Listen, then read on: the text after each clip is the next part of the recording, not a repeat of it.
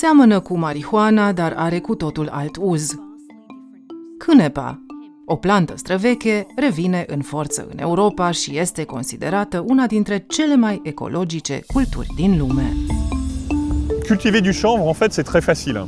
Il suffit de mettre des graines dans le sol et quelque part attendre que ça pousse. Je m'appelle Franck Barbier, je suis agriculteur. Je cultive le chanvre depuis presque 10 ans maintenant pour déjà son intérêt écologique. Le chanvre n'a pas besoin d'irrigation. On n'est pas obligé de traiter, on n'est pas obligé de désherber contre les mauvaises herbes, on n'est pas obligé de la protéger contre les maladies, on n'est pas obligé de protéger la plante non plus contre les insectes parce qu'il n'y a pas de maladies, il n'y a pas d'insectes. Nous sommes ici à Planète Chanvre. Planète Chanvre est une chanvrière. Ça veut dire qu'elle transforme le chanvre. Ici, on a une tige de chanvre. Et dans cette tige, il y a les deux éléments qui nous intéressent. Il y a d'un côté la fibre. Et cette fibre-là, elle se trouve à l'extérieur de la tige. Et ça, c'est vraiment un élément, un produit noble qui va nous permettre de faire du textile, de la fibre pour l'industrie automobile et aussi de l'isolation. Une fois qu'on a enlevé toute la fibre, on a ici un élément qui est un peu comme du bois et on appelle ça de la chènevotte. Ça va nous servir pour faire du paillage, pour faire des litières, mais également ça va être un ingrédient pour faire du béton de chanvre pour isoler les habitations. Là, le chanvre est capable de répondre à de multiples débouchés. Hemp and marijuana are often described as cousins because they come from the same cannabis plant. However, unlike marijuana, hemp has low levels of tetrahydrocannabinol, or THC, meaning smoking it has little effect. The only reason industrial hemp farms are authorised in France is because the concentration of THC is below 0.2%.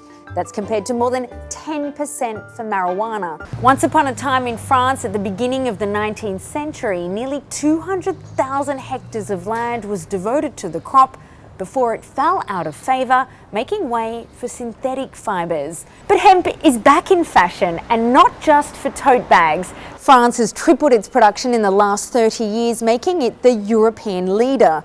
Its unique properties suited to a wide range of purposes, from food to textiles, construction materials, and even bioplastics.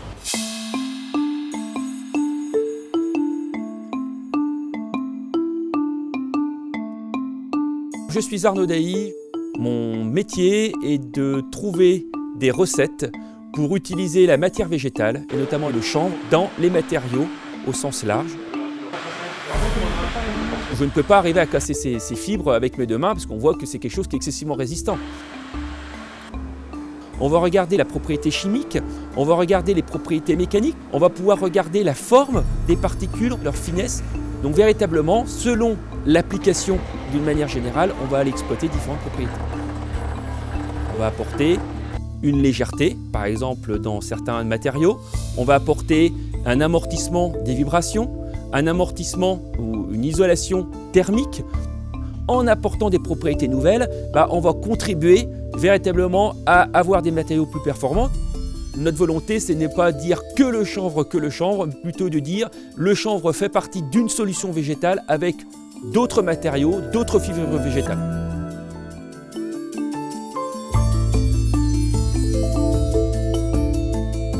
Je suis Pierre Demortin, je suis directeur d'APM. Aujourd'hui, on travaille essentiellement dans l'automobile. On développe des biocomposites, c'est-à-dire qu'on va introduire des fibres naturelles dans des plastiques.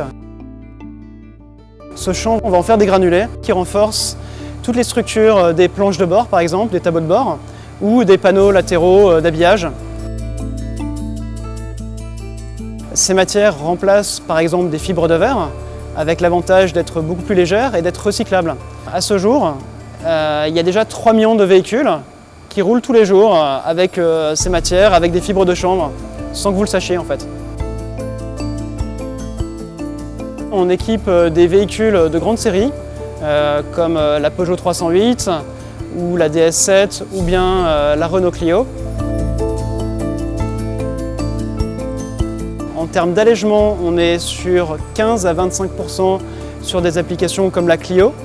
Ça va permettre de ce fait d'avoir un véhicule qui consomme moins d'essence et donc qui émet moins de CO2. À l'horizon 2025-2026, nous équiperons 13 millions de véhicules, ce qui nous permettra en fait d'atteindre un seuil symbolique de 100 000 tonnes d'économie de CO2 émis dans l'atmosphère. Notre ambition, c'est justement de déployer ça à une grande échelle pour montrer que ça peut être en fait un standard de demain qui apporte tous les avantages environnementaux qu'on en attend.